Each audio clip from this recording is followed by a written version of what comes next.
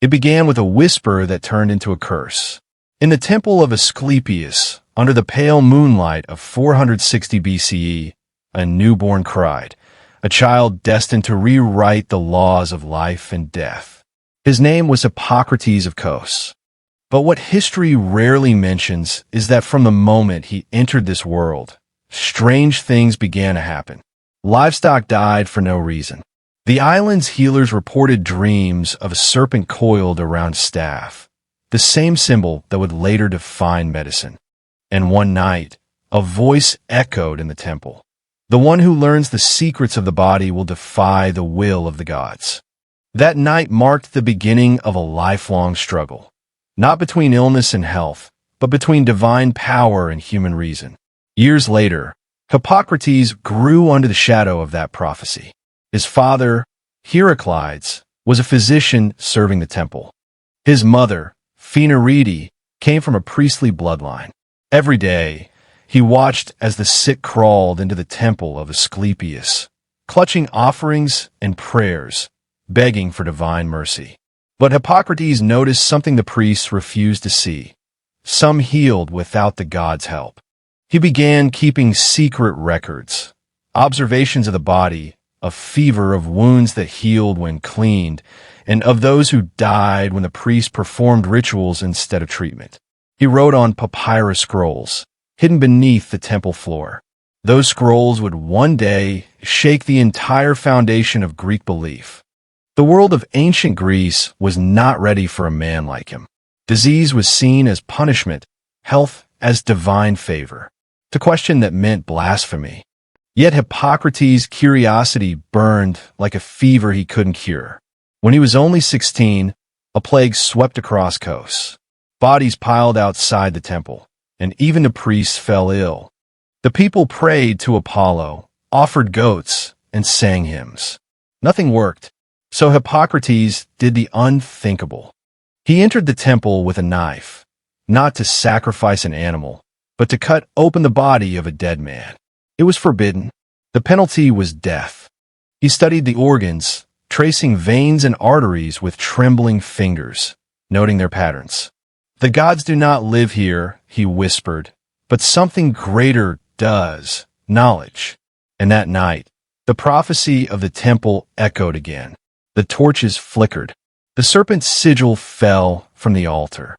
The priests accused him of heresy. He was dragged to the temple court. The high priest, robed in white, demanded, "Do you deny that Apollo the healer brings cure to men?" Hippocrates, still trembling, looked up. "No," he said quietly, "but perhaps Apollo works through the hands of men who understand his creation." It was an answer that saved his life and doomed his future. The priests let him go, but they whispered among themselves, "He has opened what should remain closed." In the years that followed, Hippocrates wandered from Kos to Thessaly, to Delphi, learning from every physician, priest, and healer he could find. He wrote in secret hundreds of observations about weather, diet, sleep, and human emotion. He began to believe that disease had patterns, causes, and cures. But one entry stands out among his early scrolls, later found only in fragments. Illness does not come from the gods, nor from fate. It comes from imbalance within us and around us. The cure, therefore, must begin not with prayer, but with understanding. This single idea would change medicine forever and invite the wrath of those who worship power over reason. Because as word spread of his experiments, something darker began. His students started to disappear. His scrolls were stolen. And rumors spread that the priests of Asclepius had sworn to destroy him before he revealed the forbidden knowledge. That was when Hippocrates swore the oath that history remembers, but not the one you think you know. For the oath of Hippocrates, as it survives today, is only half true. The rest, the original words, were erased, hidden by his own disciples. And if you knew what those missing lines said, you'd understand why his legacy was almost erased from history. When Hippocrates fled the wrath of the priests, he returned to Kos, but not to the temple. Instead, he built a sanctuary far from the marble altars, a hidden school on a rocky hill overlooking the Aegean Sea. The villagers called it the Grove of the Living. To the world, it was a quiet retreat for study and reflection. But in truth, it was the first medical school in recorded history. His students, men and women alike, came from across Ionia, Thessaly, and Asia Minor, drawn by whispers of the man who could cure the incurable. Yet, the grove held its own secrets. Each student who entered was asked to swear an oath, the oath of truth, before a burning brazier. They vowed to dedicate their lives to healing, to protect the secrets of medicine from greed and corruption, and above all, to seek truth, even if it defied the gods. But hidden beneath those words was a second vow, one that few historians have ever mentioned. It forbade the sharing of certain knowledge not fit for mortal minds, knowledge that Hippocrates himself had discovered. Every dawn, as sunlight poured over the island, Hippocrates would gather his students by the shore. He taught that every illness had a natural cause, and every cure a logical path. Observe, he said. Do not guess. The body tells its own story. He spoke of the four humors: blood, phlegm, yellow bile, and black bile, the fluids that govern health. Balance them, he said, and one could restore life. Disturb them, and even the gods could not help you. But as he spoke, some students noticed inconsistencies in his teachings. At night, when the sea grew silent and the torches burned low, Hippocrates would leave his quarters and vanish into the caves below the grove.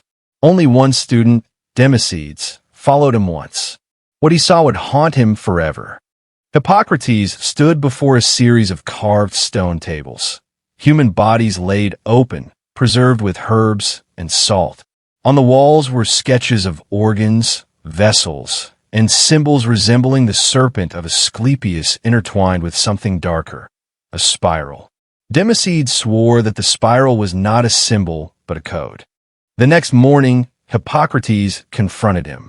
You saw, he said. Then you understand why this knowledge must remain hidden. Democedes, trembling, asked, why hide what could save thousands? Hippocrates' voice turned cold, because it can also destroy them. He explained that he had discovered a principle he called the vital balance, an energy within the body that could be manipulated. It could heal wounds in moments, stop fevers, even awaken the unconscious. But when forced or misused, it could stop the heart instantly. It is the power that sustains life, he said, and the one that can take it. Democedes wanted to record it, but Hippocrates forbade him. If men of war learn this, he warned, they will use it not to heal, but to kill. That night, Democedes vanished. Some said he fled the island. Others whispered that the priests of Asclepius had found him. Hippocrates never spoke of him again. Word of his miracles spread beyond the Aegean. Soldiers from Athens, sailors from Corinth, even envoys from Persia came seeking cures. He healed wounds no one else could. He treated madness with diet and rest. He described diseases by their symptoms, not by superstition. But with each cure, suspicion grew. The oracle of Delphi declared, beware the man who heals without offering to the gods, for he steals from Olympus itself. Soon, accusations returned, that Hippocrates had learned forbidden magic, that he invoked the underworld to restore life. The Council of Kos summoned him for questioning. He was old now, his beard silvered, his eyes sharp as ever. If knowledge is a sin, he told them, then truth itself is blasphemy. The council dared not condemn him, but one by one, his students began to vanish again, either taken by disease or by hands unseen. The grove fell silent, and yet, beneath that silence, Hippocrates continued his work in the caves, recording everything in a codex sealed with wax and marked by the spiral. The same spiral later found centuries later, not on Kos, but in Alexandria. Legend says that on the night before his death, a great storm struck the island. The grove burned, and the temple of Asclepius crumbled. Hippocrates disappeared without a trace, leaving behind only fragments of his teachings. But according to one of his last students, Galenos of Pergamon, a small wooden chest survived the fire. Inside were scrolls bound in linen, sealed with the serpent and spiral, the true writings of Hippocrates, the ones that spoke of life's secret energy, the knowledge mankind was never meant to possess. Centuries passed. Empires rose and fell. The grove of Kos became a ruin swallowed by grass and salt. But in 285 BCE, when Ptolemy I built the Library of Alexandria, strange scrolls began arriving from every corner of the Greek world. Among them was a chest, weathered and sealed with a spiral. The inscription read, "From the healer of Kos, to those who seek without fear." No one knew it then, but those were the lost writings of Hippocrates. In the golden age of Alexandria, scholars like Herophilus and Erasistratus studied them. The text contained hundreds of medical notes about fevers, wounds, childbirth, dreams, and the influence of seasons on health. But at the end of one fragment, something baffled them. It spoke of the flame within the blood, the animating spirit. Herophilus dismissed it as metaphor, but Erasistratus, the younger and more daring, took it literally. He believed Hippocrates had discovered an invisible force that traveled through the veins, separate from air or blood, something akin to energy. He tried to replicate it. He dissected animals and even human criminals, searching for signs of that inner flame. The results terrified him. He wrote, "When a vessel is pierced, the flame escapes and the body becomes empty, yet it does not vanish. It lingers." Soon after, Erasistratus vanished. His chambers were sealed by order of the Ptolemies. The papyrus mentioning the flame was catalogued, then buried among tens of thousands of scrolls in the library. For 200 years, no one dared touch them. Then, during the Roman conquest of Egypt, a new figure appeared, Galen of Pergamon. He was a physician, philosopher, and admirer of Hippocrates. When he entered Alexandria in 164 CE, he searched the archives for the original teachings. What he found went far beyond medicine. The scrolls described techniques for reviving the near-dead using temperature shock, breathing control, and a pulse method that could restart the heart. They even mentioned certain herbs capable of slowing life functions, mimicking death. But deeper within the codex lay an even darker section, a warning. He who awakens the spirit must bind it again. For the flame unbound will consume both healer and healed. Galen was shaken. He realized this was not mere superstition. Hippocrates might have discovered the principle of bioelectricity, what modern science would call the electrical impulse that governs the heartbeat, muscles, and brain.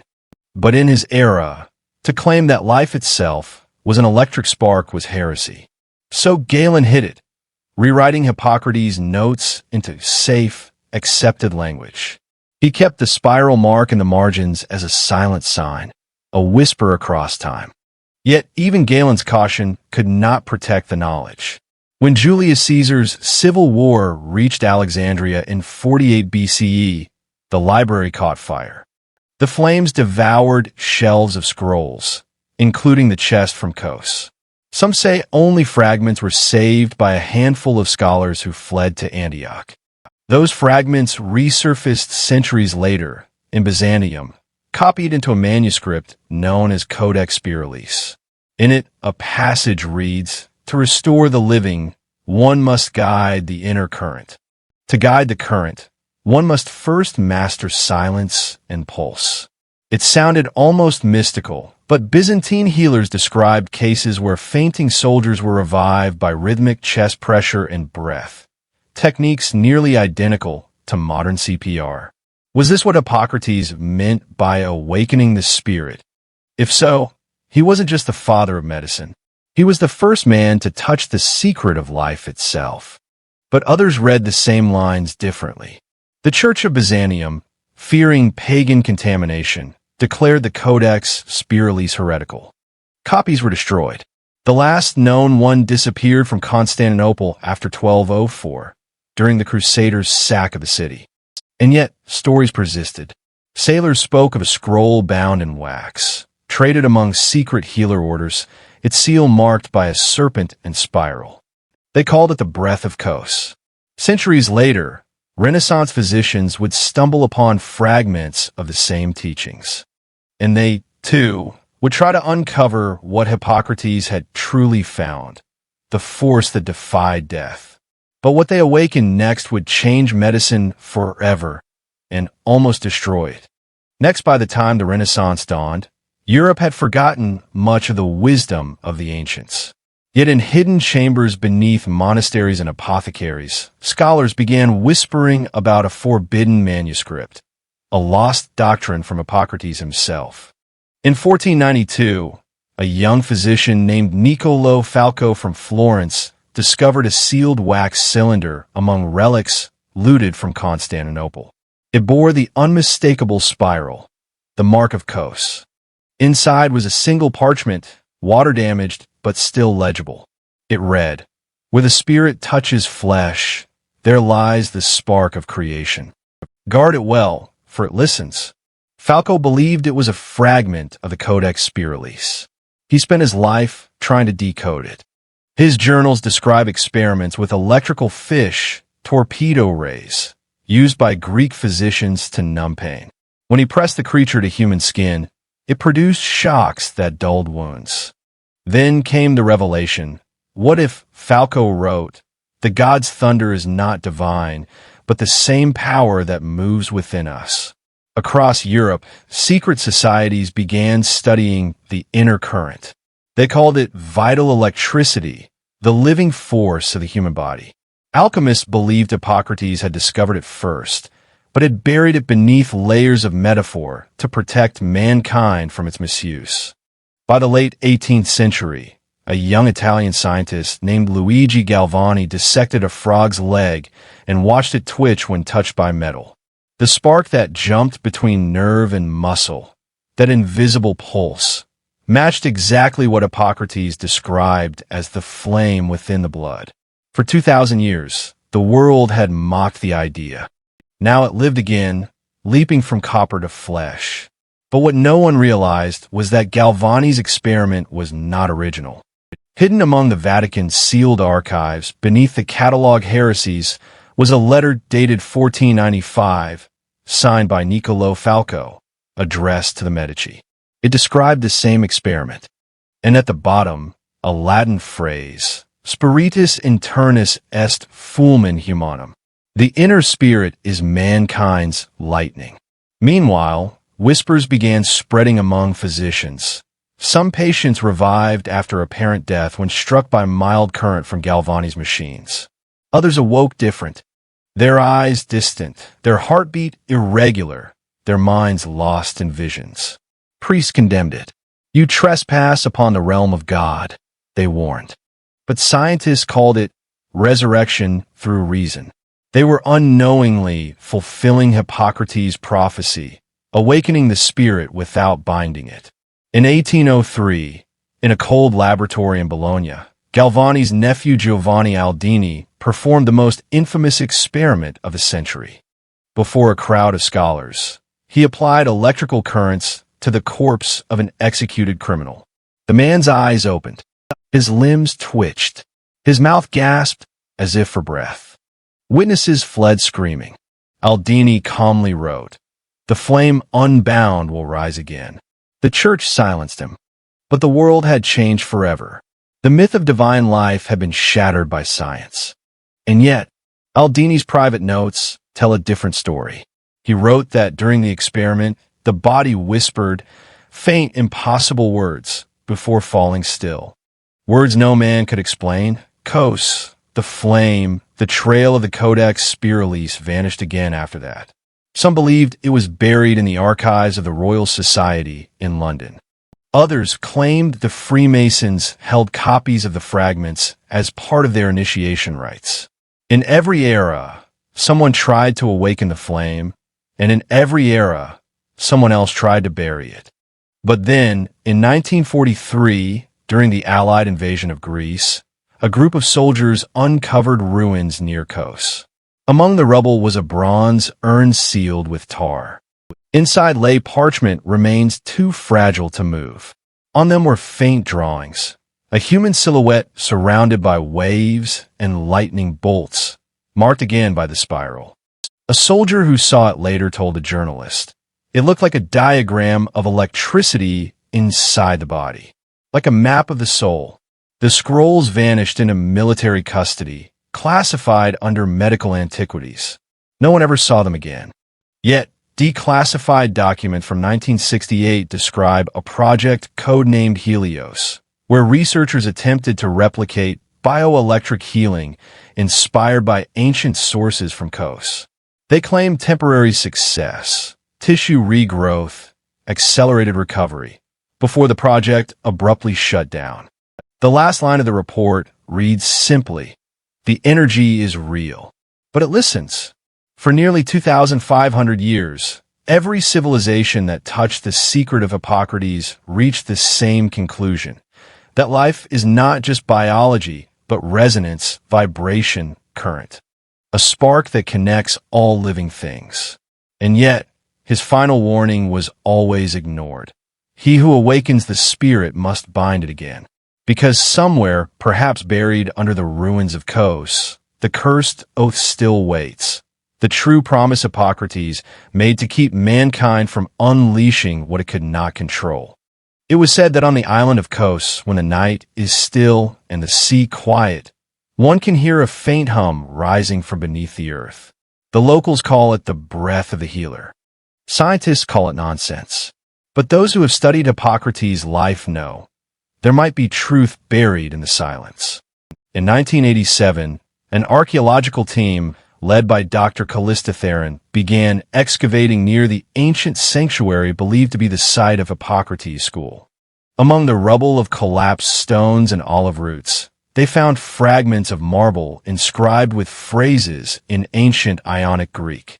One fragment translated to, "Let none who seek power over life enter here."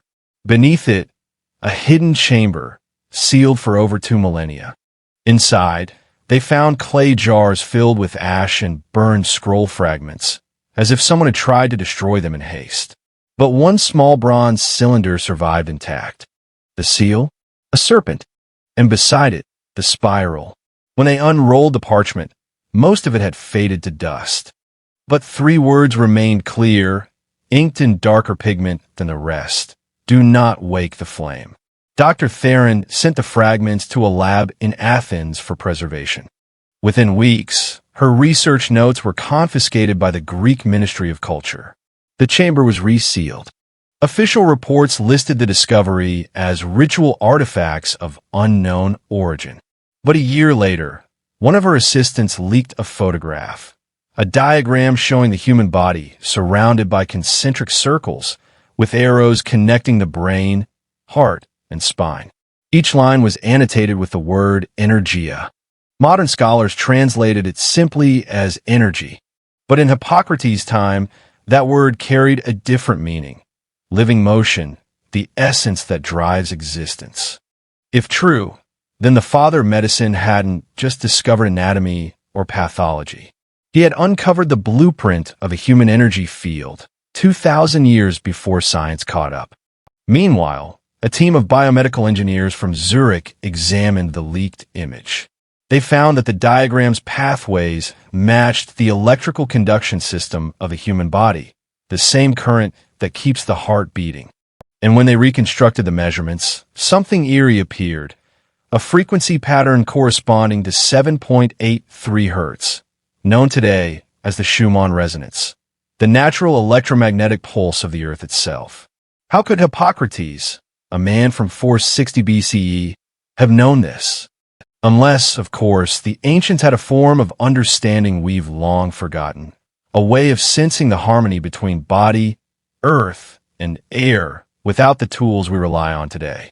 In 2005, Dr. Theron, now old and living in seclusion, wrote her final paper, never published, but later found in her private journals. It read, "Medicine was never about conquering death. It was about listening to life." Hippocrates did not steal from the gods. He learned to hear what they could not. She ended with a chilling statement. The oath was not a vow to heal. It was a promise to stay silent. The same silence that now guards his final secret. The modern world praises Hippocrates as the founder of rational medicine, the man who separated healing from religion. But his story hides another truth. He didn't destroy the divine, he redefined it. His forbidden knowledge wasn't magic. It was empathy turned into science, the belief that life itself is an intelligent force, one that responds to balance, intention, and care. And perhaps the reason he hid the spiral was to remind us that all knowledge, if pushed too far, turns back on itself. So what became of his lost codex? Some say it rests beneath Kos, waiting to be unearthed when humanity is ready. Others believe fragments of his teachings survive in our hospitals, our oaths, our ethics, diluted echoes of a man who once dared to challenge the gods. But one question remains, the same one whispered through ages.